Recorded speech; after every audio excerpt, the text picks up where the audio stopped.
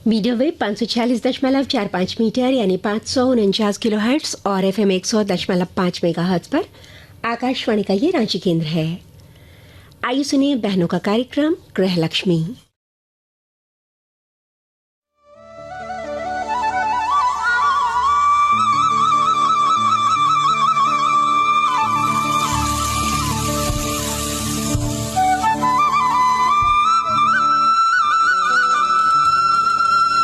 गृह लक्ष्मी, गृह लक्ष्मी।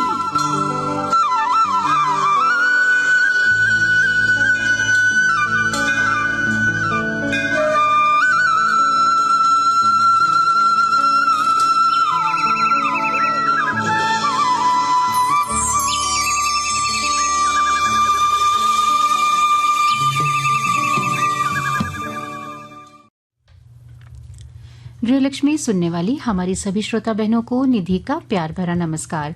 स्वागत करती हूँ आप सबका। और आज मेरे साथ हैं मेरी सखी राखी।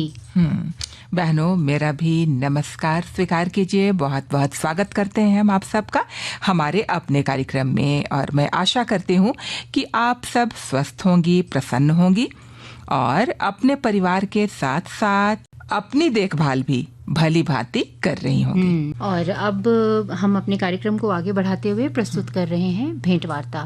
तो बहनों, आज का विषय है स्वस्थ जीवन के लिए आयुर्वेद। भेंट वार्ताकार हैं डॉक्टर प्रसून वैद्य और इनसे बातें कर रही हैं राखी शर्मा। आइए सुनते हैं भेंट वार्ता। बहनों, आज के इस भाग दौड़ भरे जीवन में स्वस्थ रहना एक चुनौती बन गया है। ऐसे में आयुर्वेद हमें प्राकृतिक और संतुलित जीवन जीने का मार्ग दिखाता है। इसी विषय पर आज हम अपने कार्यक्रम में चर्चा करेंगे कि स्वस्थ जीवन के लिए आयुर्वेद कितना महत्वपूर्ण है। और आज इस विषय पर विशेष जानकारी देने के लिए हमारे साथ एक खास मेहमान जुड़ गए हैं। आप हैं डॉक्टर प्रसून वैद्य। आप योग गुरु, गोल्ड मेडलिस्ट, आयुर्वेद के ज्ञाता और वैकल्पिक चिकित्सक हैं।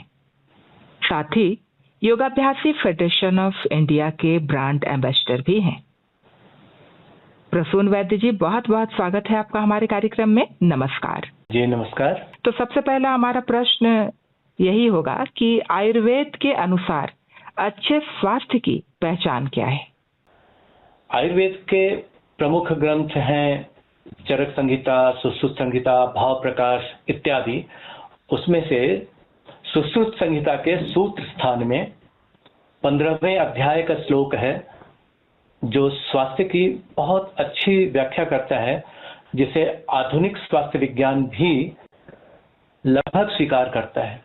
समदोषः समाग्निश्च समधातु मलक्रियः प्रसन्नात्मेन्द्रिय मनः स्वस्थ इत्यभिधीयते। सुश्रुत संहिता का ये श्लोक हमें बताता है कि किसी व्यक्ति के शरीर में अगर ये सारे गुण हों तो उसे स्वस्थ कहा जाएगा। समदोषः, वात, पित्त और कफ को मुख्य 3 दोषों के रूप में माना गया है शरीर में, और ये तीनों अगर संतुलित अवस्था में हो तो व्यक्ति स्वस्थ माना जाएगा। साथ ही समाग्निश्च, समाग्नि, शरीर में जठराग्नि प्रमुख होती है। ऐसे 13 प्रकार की अग्नियों का वर्णन है, शायद इस प्रोग्राम में विस्तार से चर्चा न हो पाए। उसमें 13 अग्नियों में से जठराग्नि सबसे ज्यादा प्रसिद्ध भी है, यानी पाचन क्षमता। आमाशय और छोटी आंत में मुख्य रूप से पाचन होता है, बड़ी आंतों में निष्कासन की प्रक्रिया आरंभ हो जाती है। तो अग्नि सही हो, मुख्यतः जठर अग्नि। जी। तीसरी पहचान है समधातु। शरीर की धातुएं संतुलित अवस्था में हो। धातु 7 प्रकार की आयुर्वेद में बताई गई है: रस, रक्त, मांस, मेद, अस्थि, मज्जा, और सप्तम धातु शुक्र अथवा स्त्रियों में रज। भोजन का जो भी अंश हम ग्रहण करते हैं, चाहे जिस रूप में भी करें, सबसे पहले वो रस के रूप में या तो ग्रहण किया जाता है, जैसे जूस, जल वगैरह के रूप में, या फिर रस के रूप में बना दिया जाता है। हम ठोस आहार लेते हैं तो भी उसे चबा करके मुंह से पाचन शुरू हो जाता है, जठराग्नि में पाचन होता है और फिर उसके पचने की प्रक्रिया चलती रहती है जैसे जैसे भोजन आगे बढ़ता जाता है। आंतों के द्वारा भी अवशोषण, छोटी आंत में भी थोड़ा सा दीवारों के द्वारा अवशोषण की प्रक्रिया बताई गई है। तो रस, रक्त, मेद, मांस, अस्थि, मज्जा, शुक्र, ये चीजें और स्त्रियों में रज संतुलित अवस्था में हो, दूषित न हो, न तो इनकी कमी हो न अधिकता हो।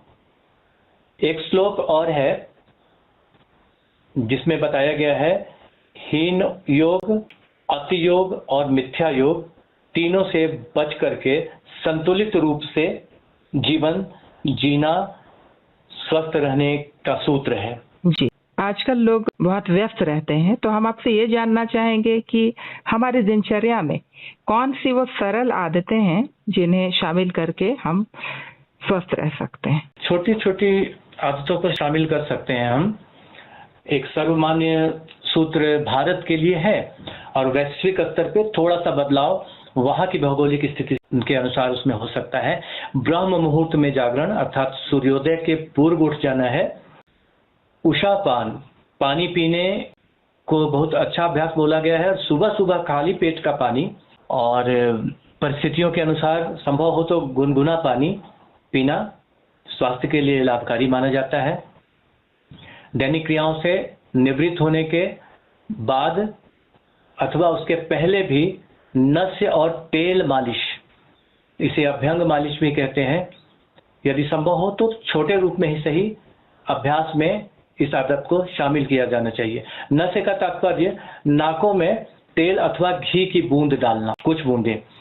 इससे मस्तिष्क की भी शुद्धि पुष्टि होती है और वात, पित्त, कफ तीनों ही का संतुलन होता है। 72,000 नाड़ियां मुख्य रूप से नाभि क्षेत्र से गुजरने वाली बताई जाती हैं। उन्हीं नाड़ियों का बड़ा भाग मस्तिष्क क्षेत्र से भी गुजरता है और मस्तिष्क अगर ठीक है तो मस्तिष्क शरीर का राजा है, पूरे शरीर को संतुलित रखेगा। अंतःस्रावी ग्रंथियों में से भी पिट्यूटरी, पीनियल, थायराइड इत्यादि ग्रंथियां मस्तिष्क में ही अवस्थित हैं, गले से ऊपर की स्थिति में। इसके अलावा नियमित रूप से व्यायाम करने को भी स्वस्थ रहने का सूत्र दिनचर्या में शामिल करने योग्य बताया गया है। हल्का फुल्का व्यायाम अपनी शारीरिक स्थिति के अनुसार करना है, न तो अति करनी है, न बिल्कुल गलत रूप में करना है, न बहुत कम करना है। बिल्कुल हम 1 मिनट का कर लें तो भी काम नहीं होगा। औसतन 10 से 20 मिनट का अभ्यास किया जा सके और जो अति व्यस्त एवं दुबले पतले लोग हैं वो 5 से 10 मिनट का अभ्यास भी नियमित रूप से योग व्यायामों का करें। सुयोग्य योग गुरु अथवा आयुर्वेद चिकित्सक के मार्गदर्शन में करना ज्यादा सही होता है। अन्यथा अगर व्यक्ति की समझ क्षमता अच्छी है तो टीवी पे देख करके भी अभ्यास को संतुलित मस्तिष्क से कर सकते हैं, लेकिन उसमें रिस्क है। अगर सही नहीं समझे तो योग गलत तरीके से होने पे गलत असर भी देता है। और रात्रि काल में सही समय पे सोना, सूरज अगर 6 बजे के आसपास अस्त होता है हमारे क्षेत्र में तो 7:30 बजे तक, लेकिन आज के जमाने में वो अगर संभव नहीं भी हो तो अधिकतम 10 बजे रात तक सो जाना सही होता है। और प्रातः काल में सूर्योदय से 1-1.5 घंटे पहले, बहुत परेशानी हो तो सूर्योदय के ठीक पहले भी जाग जाना। ये स्वास्थ्य की छोटी छोटी आदतें हैं। भोजन को बहुत चबा चबा करके करना, प्रत्येक कौर को अच्छे से चबा के जीभ से टटोल के निगलना, खाने के समय बातचीत नहीं करना, खाने या पानी पीने के समय। पिछले दिनों सड़क जाने की घटना बोलते हैं वो बहुत ज्यादा हुई। कई लोग खाना खाते समय सड़क गए, मतलब उनका कहीं पे कुछ फंस गया भोजन जाके श्वसन तंत्र में, तो वो बहुत नुकसानदायक है, जानलेवा है। अगर जान नहीं भी गई तो फेफड़े को स्थायी नुकसान होता है। जब फेफड़े का एक्सरे वगैरह करने से देखा जाता है कि जो लोग ज्यादा सड़का करते हैं तो जान उनकी बच भी जाए तो जगह जगह दाग हो जाता है, जल जमाव फेफड़े में होता है, जिससे सांस लेने में परेशानी होती है। तो भोजन को मौन रूप में करना है, सारे काम एक तरफ और भोजन करते समय मन शांत रहे। बहुत जरूरी भी हो तो मन को नियंत्रण में रखने का प्रयास किया जाए जी। और अगर समय हो तो हितभुक, मितभुक और रितभुक पे ध्यान दें, अर्थात हितकारी भोजन करें जो हमें सूट करता हो, किसी चीज से एलर्जी हो तो उसके प्रति सतर्क रहें। मितभुक मतलब कम मात्रा में करें, संतुलित मात्रा में करें, बहुत ठूस ठूस के भोजन न करें। और ऋतुभुक का तात्पर्य ऋतु के अनुसार भोजन, किस भोजन को किस मौसम में करना चाहिए, गर्मी में कौन सा भोजन करना चाहिए। आमतौर पे आजकल गूगल सर्च करके भी बच्चे देख लेते हैं, यहाँ शायद इस प्रोग्राम में लंबी व्याख्या का समय नहीं है, लेकिन मोटे तौर पर जिस चीजों को हम जानते हैं कि ये ऋतु का भोजन है, गर्मी में ठंडी चीजें गर्मी के मौसम में, और बरसात में खास तौर से गर्म चीजें, ताजी चीजें खानी चाहिए। जाड़े के मौसम में भी गर्म चीजें, गर्म प्रकृति की चीजें खानी चाहिए। तो जिसकी सूची मिल जाती है लोगों को, जी इन चीजों का भी ध्यान रखना चाहिए। जी, आपने भोजन के विषय में बता ही दिया। हाँ। और थोड़ी बहुत बातें आपने ऋतुचर्या के विषय में बताई। अगर इसमें आप कुछ जोड़ना चाहें तो जोड़ें। जी जी, ऋतुचर्या में अगर विशेष ध्यान देना हो तो पहले समझना होगा ऋतुचर्या है क्या। मौसमों के परिवर्तन और मौसम दोनों को ध्यान में रख के ऋतुचर्या का निर्धारण किया जाता है। एक तो ऋतु वो होती है जाड़े से गर्मी में प्रवेश, फिर गर्मी से बरसात के मौसम में प्रवेश। ये जो संधि काल का समय होता है, कोई 9-10 दिनों तक खास समय होता है। मार्च अप्रैल का महीना भी संधि काल चल रहा है। अप्रैल का प्रथम सप्ताह है, मार्च का अंतिम सप्ताह। अगर ये मोटे तौर पे सप्ताह 15 दिन का समय हम ले लें, इस समय विशेष सावधानी रखनी पड़ती है। भोजन को बिल्कुल ही सोच समझ के करना है, और मिश्रित चीजों को जैसे दूध के साथ मछली नहीं लेंगे, घी के साथ शहद का प्रयोग नहीं करेंगे, तांबे के बर्तन में रखा हुआ दूध नहीं पिएंगे। ऐसी कई चीजें हैं जिनकी जानकारी आजकल लोगों को हो जाती है सर्च करने से, लेकिन पालन करते समय संकोच हो जाता है। वो नहीं करें। थोड़ा सा उपवास सप्ताह में 1 दिन करें, खासतौर से संधि बेला में, संधि काल में। और जब मौसम आ गया, पूरी तरह से गर्मी का मौसम आ गया, तो गर्मी से जुड़ा हुआ भोजन, और भोजन ही नहीं, स्वास्थ्य की रक्षा के लिए चलना फिरना, उठना बैठना, बातचीत करना, इन सबों का महत्व है। गर्मी के मौसम में बाहर निकलना हो तो सिर पे कोई तौलिया वगैरह, खासतौर से कान और सिर का ऊपरी भाग, चांदी बोलते हैं यहाँ की स्थानीय भाषा में, तो उसको ढक के निकलना है। साथ में थोड़ा सा प्याज का टुकड़ा वगैरह लेकर के, अभी गर्मी का मौसम आ रहा है इसलिए मैं इस पे विशेष प्रकाश डाल रहा हूँ, तो प्याज का टुकड़ा अपने साथ रख करके चलें। अगर कभी भी जरूरत हो, लगे ऐसा कि लू लगने वाली है, तो थोड़ा सा प्याज काट करके उसे चबा भी लेंगे तो लू का प्रकोप कम होता है। आम आसानी से उपलब्ध है, अमझोरा जगह जगह पे मिलता है, उसका सेवन किया जा सकता है। और गर्मी के मौसम में खास तौर से हल्का भोजन करना चाहिए, तरल भोजनों का अधिक प्रयोग करना चाहिए। अभी जो मौसम में तरबूज जैसी चीजें उपलब्ध हैं, खीरा ककड़ी भी आ रहा है धीरे धीरे, उन चीजों का प्रयोग करें। जिस मौसम में जो भी फल और अनाज सबसे सस्ता होता है वो उस मौसम का है। बहुत ज्यादा रॉकेट साइंस नहीं है, समझने के लिए समझ सकते हैं। जिसका उत्पादन ज्यादा होता है, मतलब प्रकृति उस पर प्रसन्न है और उसके अनुकूल है, तो उन्हीं फलों का प्रयोग करें जो सहज से एकदम सस्ते रूप में और एकदम शुद्ध रूप में हमें मिल जा रहे हों। हरे भरे बासी कोल्ड स्टोरेज का नहीं लें, और ऋतुचर्या का इस तरीके से पालन कर सकते हैं। जी, प्रसून वैद्य जी, आपने बहुत ही महत्वपूर्ण जानकारियां दी आयुर्वेद के विषय में, और हमारी दिनचर्या कैसी होनी चाहिए और इसका क्या प्रभाव है इसमें। तो आपने अपना कीमती वक्त दिया, आपका बहुत बहुत धन्यवाद। जी धन्यवाद आकाशवाणी को।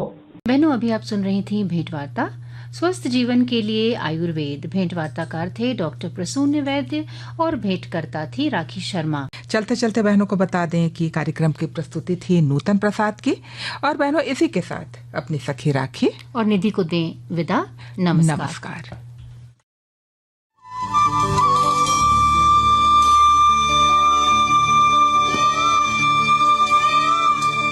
गृह लक्ष्मी। बहनें सुन रही थी अपना कार्यक्रम गृह लक्ष्मी। आज की गृह लक्ष्मी संपन्न हुई। आकाशवाणी का ये रांची केंद्र है।